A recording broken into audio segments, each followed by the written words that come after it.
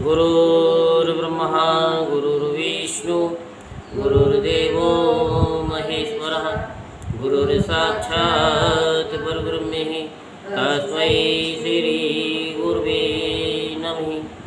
ओम गजाननं भूतगणाधिसेवितं कपितजम्बुफलचारुभक्षणम् उमासुतं शोकविनाशकारिकं नमामि विघ्नेश्वरपादपङ्कजं सच्चिदानन्दरूपाय विश्वोत्पत्त्यादिहेतवे तापत्रय विनाशाय श्रीकृष्णाय वयं नमः। बोल वृंदावन बिहारी लाल की जय, बोल बांके बिहारी लाल की जय। आज हम आपको श्रीमद् भागवत महापुराण में ध्रुव का वन गमन के बारे में सुनाते हैं। श्री मैत्री जी कहते हैं कि शत्रुसूदन विदुर जी, सनकादि नारद, ऋभु, हंस, अरणी और यति ब्रह्मा जी के इन नैष्ठिक ब्रह्मचारी पुत्रों ने गृहस्थाश्रम में प्रवेश नहीं किया, अतः उनके कोई संतान नहीं हुई। अधर्म भी ब्रह्मा जी का ही पुत्र था। उसकी पत्नी का नाम था मिर्खा। उसके दम्भ नामक पुत्र और माया नाम की कन्या हुई। उन दोनों को निर्ऋति ले गया क्योंकि उसके कोई संतान न थी। दम्भ और माया से लोभ और निकृति सटता का जन्म हुआ।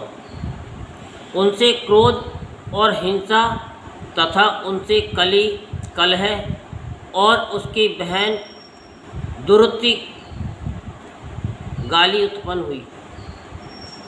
साधु शिरोमणि फिर दुरुक्ति से कली ने भय और मृत्यु को उत्पन्न किया तथा उन दोनों के संयोग से यातना और निर्यक अर्थात नरक का जोड़ा उत्पन्न हुआ। निष्पाप विदुर जी, इस प्रकार मैंने संक्षेप से तुम्हें परले का कारण रूप ये अधर्म का वंश सुनाया। किसका? अधर्म का वंश। ये अधर्म का त्याग कराकर पुण्य संपादन में हेतु बनता है। अतएव इसका वर्णन 3 बार सुनकर मनुष्य अपने मन की मलिनता दूर कर देता है। कितनी बार सुनने पर? 3 बार। और हम कितनी बार बताते हैं? 3 बार। कुरुनंदन, अब मैं श्री हरि के अंश ब्रह्मा जी के अंश से उत्पन्न हुए पवित्र कीर्ति महाराज स्वाम्भु मनु के पुत्रों के वंश का वर्णन करता हूँ। महारानी शतरूपा और उनके पति स्वाम्भु मनु से प्रियव्रत और उत्तानपाद, ये 2 पुत्र हुए। भगवान वासुदेव की कला से उत्पन्न होने के कारण ये दोनों संसार की रक्षा में तत्पर रहते थे।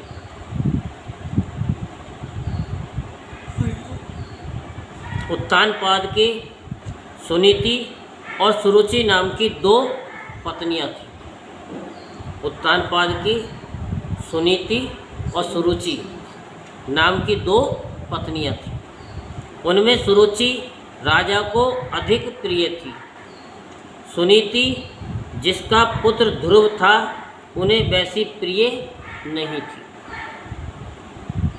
एक दिन राजा उत्तानपाद सुरुचि के पुत्र उत्तम को गोद में बिठाकर प्यार कर रहे थे। उसी समय ध्रुव ने भी गोद में बैठना चाहा, परंतु राजा ने उसका स्वागत नहीं किया।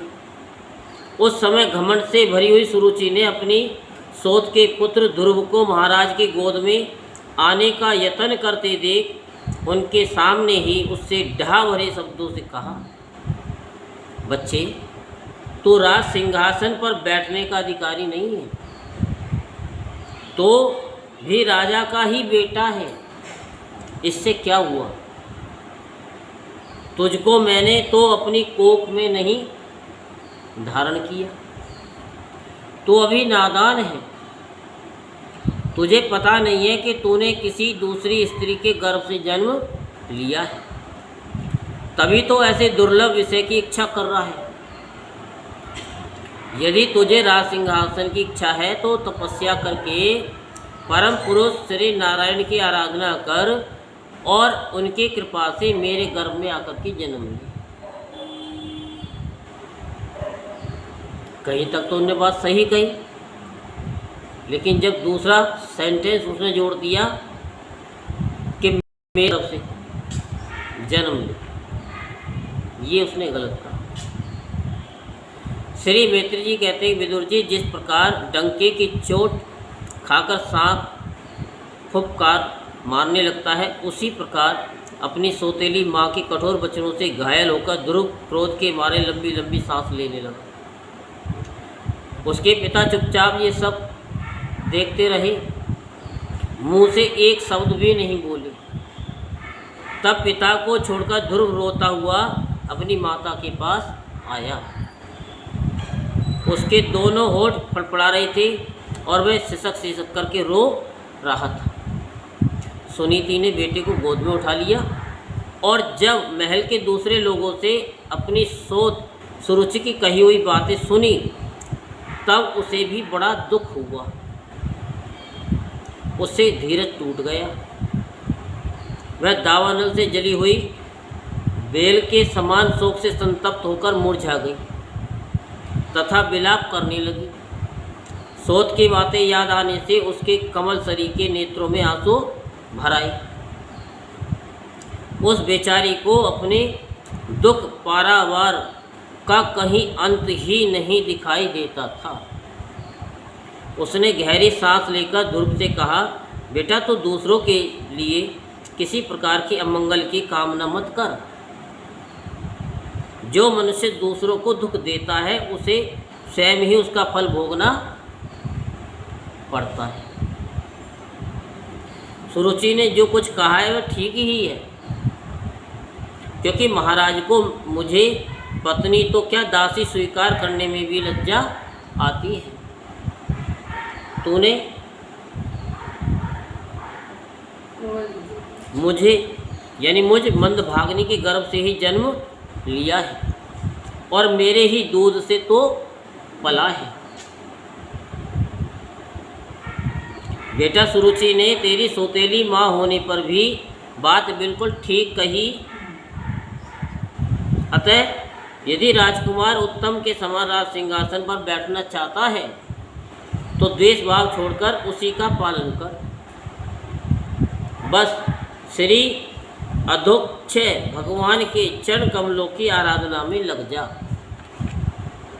संसार का पालन करने के लिए सत्गुण को अंगीकार करने वाले उन श्री हरि के चरणों की आराधना करने से ही तेरे परदादा श्री ब्रह्मा जी को वह सर्वश्रेष्ठ पद प्राप्त हुआ है, जो मन और प्राणों को जीतने वाले मुनियों के द्वारा भी वंदनीय है।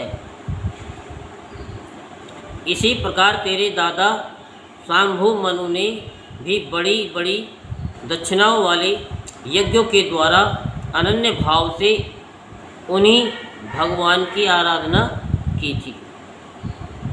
तभी उन्हें दूसरों के लिए अति दुर्लभ लौकिक, अलौकिक तथा मोक्ष सुख की प्राप्ति हुई। बेटा, तू भी उन भक्त वत्सल श्री भगवान का ही आश्रय ले। जन्म मृत्यु के चक्र से छूटने की इच्छा करने वाले मुमुक्ष लोग निरंतर उन्हीं के चरण कमलों के मार्ग की खोज किया करते हैं।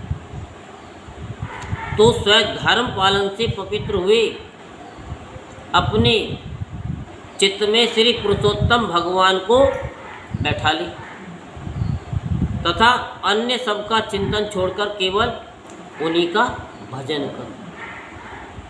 बेटा, उन कमल दल लोचन श्री हरि को छोड़कर मुझे तो तेरे दुख को दूर करने वाला और कोई दिखाई नहीं देता। देख, जिन्हें प्रसन्न करने के लिए ब्रह्मा आदि अन्य सब देवता ढूंढते रहते हैं, वे श्री लक्ष्मी जी भी दीपक की भांति हाथ में कमल लिए निरंतर उन्हीं श्री हरि की खोज किया करती है। मैत्री जी कहते हैं, माता सुनीति ने जो वचन कहे वे अभिष्ट वस्तु की प्राप्ति का मार्ग दिखलाने वाले थे। अतः उन्हें सुनकर ध्रुव ने बुद्धि द्वारा अपने चित्त का समाधान किया। इसके बाद वे पिता के नगर से निकल पड़े। ये सब समाचार सुनकर और ध्रुव क्या करना चाहता है इस बात को जानकर नारद जी वहाँ नारायण नारायण नारायण करते आ गए। और यहाँ जब संत आ जाते हैं, ब्राह्मण देवता आ जाते हैं, तो फिर उनका अनिष्ट कोई कर नहीं सकते, क्योंकि भगवान के दूत यही है। तो उन्होंने ध्रुव के मस्तक पर अपना पाप नाशक कर कमल फेरते हुए मन ही मन विस्मित होकर कहा, अहो क्षत्रियों का कैसा अद्भुत तेज है, वे थोड़ा सा भी मान भंग नहीं सह सकते। देखो अभी तो ये नन्हा सा बच्चा है, तो भी इसके हृदय में सौतेली माता के कटु वचन घर कर गए हैं। तत्पश्चात नारद जी ने ध्रुव से कहा, बेटा अभी तो बच्चा है,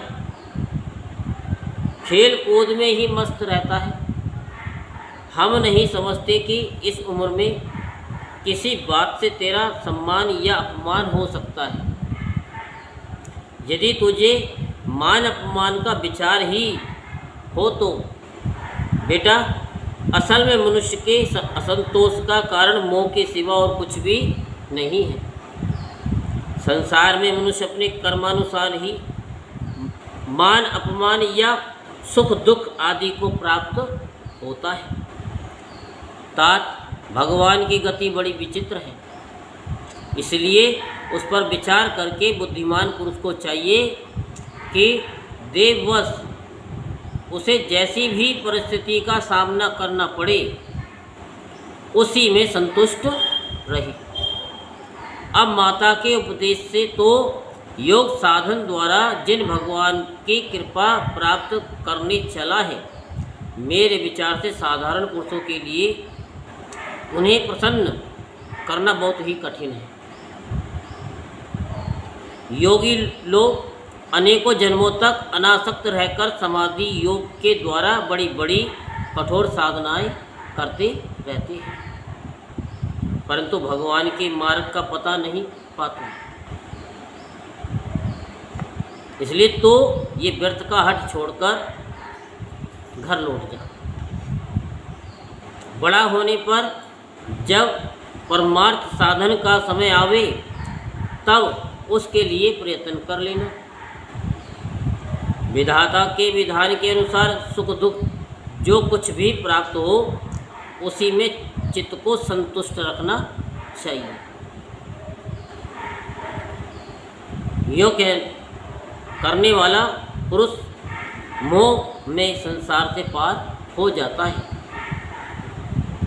मनुष्य को चाहिए अपने से अधिक गुणवान को देखकर प्रसन्न हो, जो कम गुण वाला हो उस पर दया करे, और जो अपने समान गुण वाला हो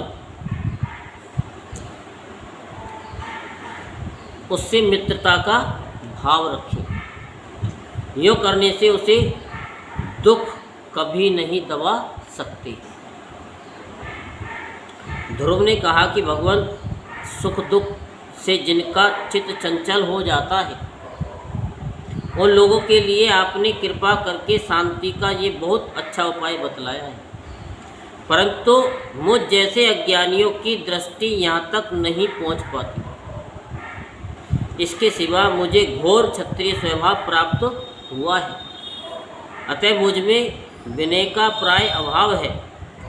सुरुचि ने अपने कटु वचन रूपी बाणों से मेरे हृदय को विदीर्ण कर डाला है, इसलिए उसमें आपका ये उपदेश नहीं ठहर पाता। ब्राह्मण, मैं उस पद पर अधिकार करना चाहता हूँ जो त्रिलोकी में सबसे श्रेष्ठ है।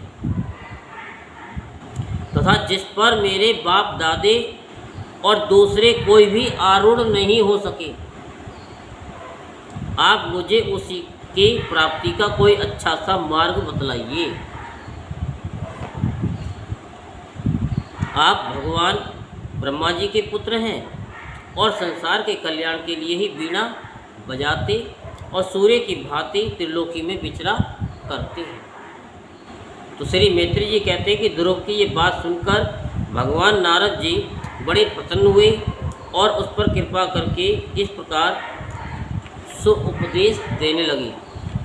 तो नारद जी ने कहा कि बेटा, तेरी माता सुनीति ने तुझे जो कुछ बताया है वही तेरे लिए परम कल्याण का मार्ग है। भगवान वासुदेव ही वह उपाय है, इसलिए तो चित्त लगाकर उन्हीं का भजन कर। जिस पुरुष को अपने लिए धर्म, अर्थ, काम और मोक्ष रूप पुरुषार्थ की अभिलाषा हो, उसके लिए उनकी प्राप्ति का उपाय एकमात्र श्री हरि के चरणों का सेवन ही है। बेटा, तेरा कल्याण होगा। अब तो श्री यमुना जी के तटवर्ती परम पवित्र मधुवन की ओर जा। रास्ता भी बता दिया कहाँ जा। वहाँ श्री हरि का नित्य निवास है। वहाँ श्री कालिंदी के निर्मल जल में तीनों समय स्नान करके नित्य कर्म से निवृत्त हो यथाविधि आसन बिछाकर स्थिर भाव से बैठना। फिर रेचक, पूरक और कुंभक 3 प्रकार के प्राणायाम से धीरे धीरे प्राण, मन और इंद्रिय के दोषों को दूर कर धैर्य युक्त मन से परम गुरु श्री भगवान का इस प्रकार ध्यान करना। भगवान के नेत्र और मुख निरंतर प्रसन्न रहते हैं। उन्हें देखने से ऐसा मालूम होता है कि वे प्रसन्नतापूर्वक भक्त को वर देने के लिए उद्यत हैं। उनकी नासिका, मुहें और कपोल बड़े ही सुहावने हैं। वे सभी देवताओं में परम सुंदर हैं। उनकी तरुण अवस्था है। सभी अंग बड़े सुडोल हैं। लाल लाल होठ हैं और रत्नारी नेत्र हैं। वे प्रणत जनों को आश्रय देने वाले अपार सुखदायक शरणागत वत्सल और दया के समुद्र हैं। उनके वक्ष स्थल में श्री वत्स का चिन्ह है। उनका शरीर सजल जलधर के समान श्याम वर्ण है। वे परम पुरुष श्याम सुंदर गले में वनमाला धारण किए हुए हैं और उनकी 4 भुजाओं में शंख, चक्र, गदा एवं पद्म सुशोभित है।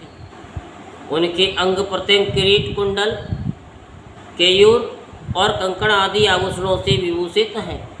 गला कौस्तुभ मणि की भी शोभा बढ़ा रहा है तथा शरीर में रेशमी पीताम्बर है।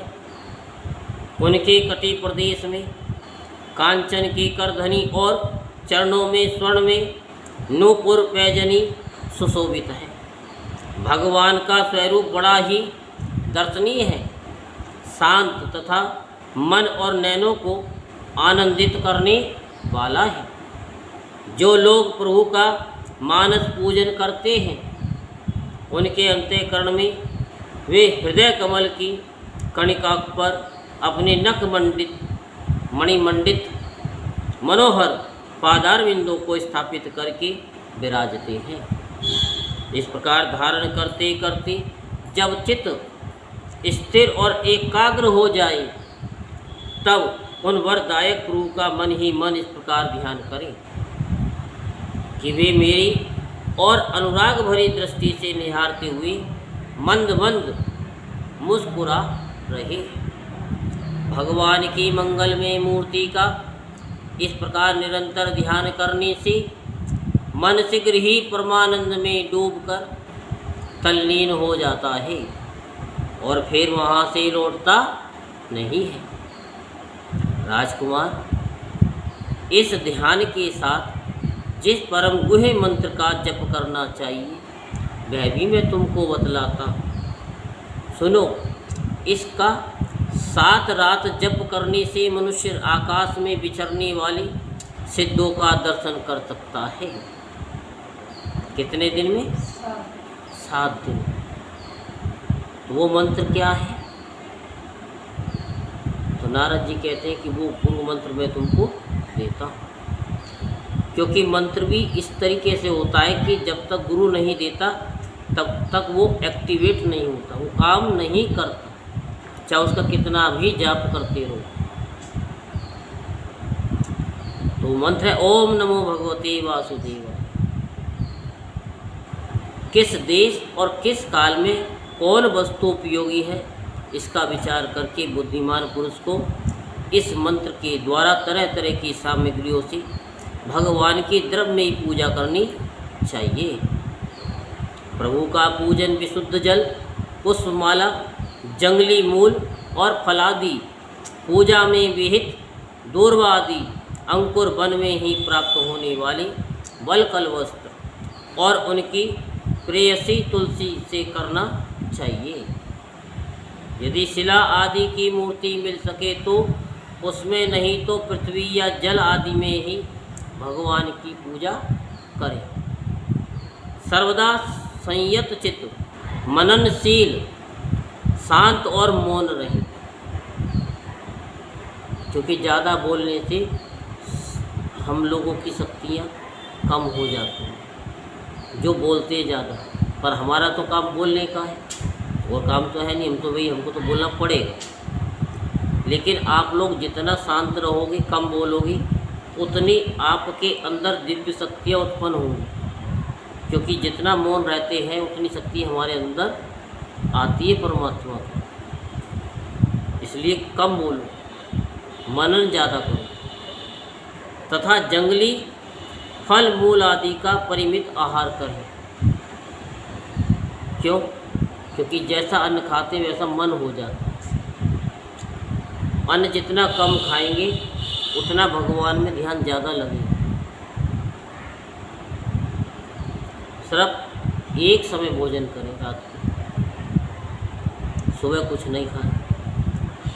चाय पी लो, पीनी है तो हम मना नहीं करते, लेकिन उसके साथ में नाश्ता नहीं करना चाहिए। रात को एक समय खाओ, भर पेट खाओ, फिर देखो आपके अंदर तेज। और जिनको शुगर फूकर की बीमारी है उनके लिए तो हम कह नहीं सकते, ये उनको तो खाना पड़ेगा। इसके सिवा पुण्य कीर्ति श्री हरि अपनी अनिर्वचनीय माया के द्वारा अपनी ही इच्छा से अवतार लेकर जो जो मनोहर चरित्र करने वाले हैं उनका मन ही मन चिंतन करता रहे। प्रभु की पूजा के लिए जिन जिन उपचारों का विधान किया गया है उन्हें मंत्र मूर्ति श्री हरि को 12 अक्षर मंत्र के द्वारा ही अर्पण करें। इस प्रकार जब हृदय स्थित हरि का मन, वाणी और शरीर से भक्ति पूर्वक पूजन किया जाता है, तब वे निश्चल भाव से भली भांति भजन करने वाली अपने भक्तों के भाव को बढ़ा देते हैं और उन्हें उनकी इच्छा के अनुसार धर्म, अर्थ, काम, मोक्ष, कल्याण प्रदान करते हैं। यदि उपासक को इंद्रिय संबंधी भोगों से वैराग्य हो गया हो तो वह मोक्ष प्राप्ति के लिए अत्यंत भक्तिपूर्वक अविच्छिन्न भाव से भगवान का भजन करे। श्री नारद जी के इस प्रकार उपदेश पाकर राजकुमार ध्रुव ने परिक्रमा करके उन्हें प्रणाम किया। तदंतर उन्होंने भगवान के चरण चिन्ह से अंकित परम पवित्र मधुवन की यात्रा की। ध्रुव के तपोवन की ओर चले जाने पर नारद जी महाराज उत्तानपाद के महल में पहुँचे। राजा ने उनकी यथा योग्य उपचारों से पूजा की। तब उन्होंने आराम से आसन पर बैठकर राजा से पूछा। नारद जी ने कहा कि राजन, तुम्हारा मुख सूख का हुआ है। तुम बड़ी देर से किस सोच विचार में पड़े हो। तुम्हारे धर्म अर्थ और काम में से किसी में भी कोई कमी तो नहीं आ गई। राजा ने कहा, ब्राह्मण मैं बड़ा ही निर्दयी हूँ। हाय, मैंने अपने 5 वर्ष के नन्हे से बच्चे को उसकी माता के साथ घर से निकाल दिया। मुनिवर, ये बड़ा ही बुद्धिमान था। उसका कमल सा मुख भूख से कुमला गया होगा। वह थक कर कहीं रास्ते में पड़ गया होगा। ब्राह्मण, उस असहाय बच्चे को वन में कहीं भेड़िए न खा जाए। ओहो, मैं कैसा स्त्री का गुलाम हूँ। मेरी कुटिलता तो देखिए। वह बालक प्रेमवश मेरी गोद में चढ़ना चाहता था, किंतु मुझ दुष्ट ने उसका तनिक भी आदर नहीं किया। श्री नारद जी ने कहा कि राजन, तुम अपने बालक की चिंता मत करो। उसके रक्षक भगवान हैं। तुम्हें उसके प्रभाव का पता नहीं है। उसका यश सारे जगत में फैल रहा है। वह बालक बड़ा समर्थ है, जिस काम को बड़े बड़े लोकपाल भी नहीं कर सके। उसे पूरा करके वह शीघ्र ही तुम्हारे पास लौट आएगा। उसके कारण तुम्हारा यश भी बहुत बढ़ेगा। श्री मैत्री जी कहते हैं, देव ऋषि नारद जी की बात सुनकर महाराज उत्तानपाद राजपाट की ओर से उदासीन होकर निरंतर पुत्र की ही चिंता में लगे रहने लगे।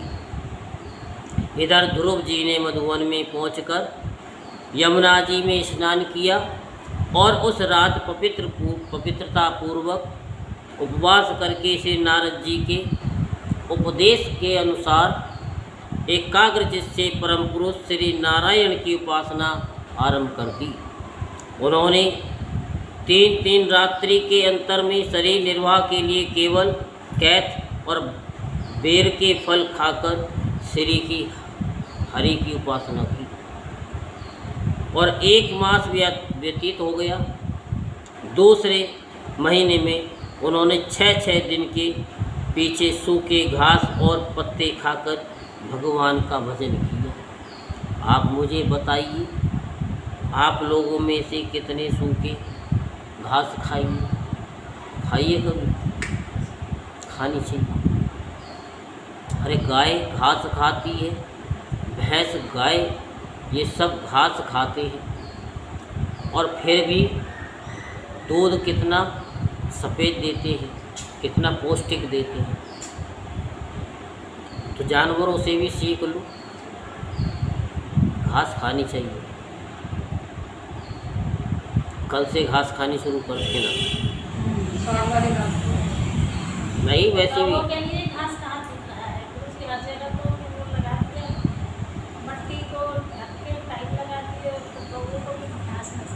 नहीं मिल रही।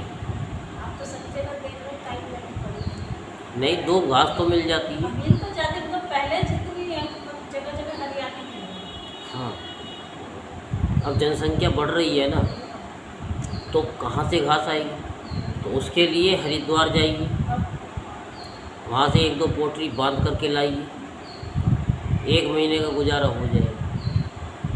100 ग्राम घास प्रतिदिन खाएं, फिर देखो शरीर में कितनी कहते एनर्जी आएगी आपको। मजाक नहीं कर रहा, कभी आप मजाक समझ लो। अगर भगवान की तरफ रुझान है और जन्म जन्मांतर के पापों को काटना है तो थोड़ी घास खा करके देखो क्या होता है। प्रैक्टिकल करो। जब तक प्रैक्टिकल नहीं करोगे तब तक क्या है? ये जो कथा है उन्होंने खा ली, हम थोड़ी खा लेंगे। अरे 6 दिन के पीछे सूखे घास और पत्ते खाकर भगवान का उन्होंने भजन किया। फिर आप भजन करके देखो भजन में मन लगता है कि नहीं। कहते हमारा तो भजन में मन नहीं लगता। जब पेट को इतना फुल कर लोगे, भगवान का भजन करने में मन लगेगा? नहीं लगेगा। तीसरा महीना 9 दिन पर केवल जल पीकर समाधि योग के द्वारा श्री हरि की आराधना करते हुए बिताया। भाई ज़्यादा नहीं, घास भी नहीं खा सकते हो तो कम से कम 2 दिन पानी के साथ ही जी करके देख लो। कोई चाय नहीं पीना, कुछ नहीं, केवल पानी 2 दिन, महीने में 2 दिन, इतना ही करना। और जिस दिन पानी पियो 2 दिन तक, तब देखो आपका भगवान के भजन में कितना मन लग रहा है। लगता भी है कि नहीं लगता? करके बताओ। क्योंकि आज से हमने अपने शिष्यों को बोल दिया है कि एक समय भोजन करना है। कब तक? जन्माष्टमी तक। और वो कर रहे हैं, आपको तो बोला नहीं, लेकिन एक समय भोजन करें जन्माष्टमी तक। केवल चाय पी ले 1 कप, 2 कप, 3 कप, बाकी पानी। फिर देखो आपके शरीर में कितना परिवर्तन होता है। महीने में 1 महीने का नियम पकड़ लो, नहीं तो जन्माष्टमी तक का पकड़ लो। चौथे महीने में उन्होंने श्वास को जीतकर 12 दिन के बाद केवल वायु पीकर ध्यान योग के द्वारा भगवान की आराधना। वायु को पिया जाता है, आता है पीना? बताए थे ना? हाँ। तो प्रतिदिन वायु को पियो, क्योंकि उसके अंदर विटामिन होती है। 5वां मास लगने पर राजकुमार ध्रुव श्वास को जीतकर पर ब्रह्म का चिंतन करते हुए एक पैर से खंबे के समान निश्चल भाव से खड़े हो गए।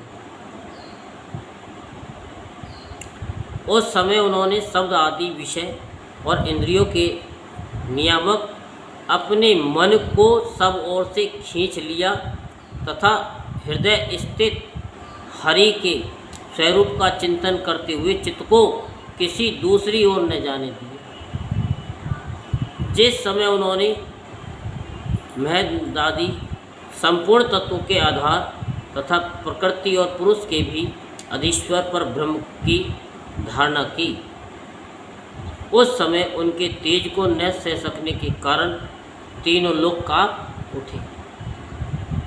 जब राजकुमार ध्रुव एक पैर से खड़े हुए, तब उनके अंगूठे से दबकर आधी पृथ्वी इस प्रकार झुक गई, जैसे किसी गजराज के चढ़ जाने पर नाव पद पद पर दाई माई और डगमगाने लगती है। ध्रुव जी ने अपने इंद्रिय द्वार तथा प्राणों को रोककर अन्य बुद्धि से विश्वात्मा श्री हरि का ध्यान करने लगे। इस प्रकार उनकी समिष्ट प्राण से अभिन्नता हो जाने के कारण सभी जीवों का श्वास प्रश्वास रुक गया। इससे समस्त लोग और लोकपालों को बड़ी पीड़ा हुई और वे घबराकर श्री हरि की शरण में गए। देवताओं ने कहा कि भगवान, समस्त स्थावर जंगम जीवों के शरीरों का प्राण एक साथ ही रुक गया। ऐसा तो हमने पहले कभी अनुभव नहीं किया। आप शरणागतों की रक्षा करने वाली हैं। अपनी शरण में आए हुए हम लोगों को इस दुख से छुड़ाइए। श्री भगवान ने कहा, देवताओं तुम डरो मत। उत्तानपाद के पुत्र ध्रुव ने अपने चित्त को मुझ विश्वात्मा में लीन कर दिया है। इस समय मेरे साथ उसकी अभेद धारणा सिद्ध हो गई है। इसी से उसके प्राण निरोध से तुम सबका प्राण भी रुक गया है। अब तुम अपने अपने लोगों को जाओ, मैं उस बालक को इस दुष्कर तप से निवृत्त कर दूंगा। बोल वृंदावन बिहारी लाल की, बोल वाके बिहारी लाल की। इससे आगे की कथा कल आपको सुनाएंगे। जय जय श्री राधे श्याम, जय जय श्री राधे श्याम, जय जय श्री राधे